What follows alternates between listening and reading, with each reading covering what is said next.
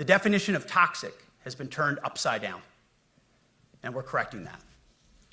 That's why today, at my direction, we're undertaking a full review of the department's definitions of so-called toxic leadership, bullying, and hazing, to empower leaders to enforce standards without fear of retribution or second guessing.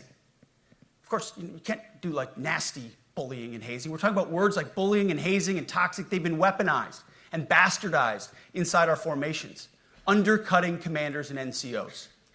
No more. Setting, achieving, and maintaining high standards is what you all do. And if that makes me toxic, then so be it.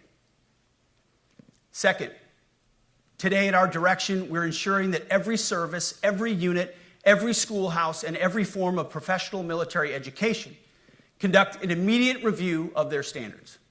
Now, we've done this in many places already, but today it goes across the entire Department of War. Any place where tried and true physical standards were altered, especially since 2015 when combat arms standards were changed to ensure females could qualify, must be returned to their original standard. Other standards have been manipulated to hit racial quotas as well, which is just as unacceptable. This too must end. Merit only. The president talks about it all the time, merit-based. Here are two basic frameworks I urge you to pursue in this process. Standards I call, my staff's heard all about them, the 1990 test and the E6 test. The 1990s test is simple. What were the military standards in 1990? And if they have changed, tell me why. Was it a necessary change based on the evolving landscape of combat? Or was the change due to a softening, weakening, or gender-based pursuit of other priorities? 1990 seems to be as good a place to start as any. And the E6 test. Ask yourself, does what you're doing make the leadership, accountability, and lethality efforts of an E6, or frankly an O3, does it make it easier or more complicated? Does the change empower staff sergeants, petty officers, and tech sergeants to get back to basics? The answer should be a resounding yes.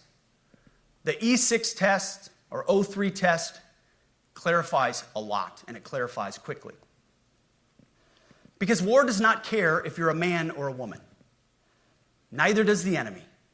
Nor does the weight of your rucksack, the size of an artillery round, or the body weight of a casualty on the battlefield who must be carried.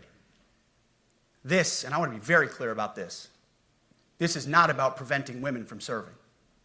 We very much value the impact of female troops. Our female officers and NCOs are the absolute best in the world. But when it comes to any job that requires physical power to perform in combat, those physical standards must be high and gender neutral.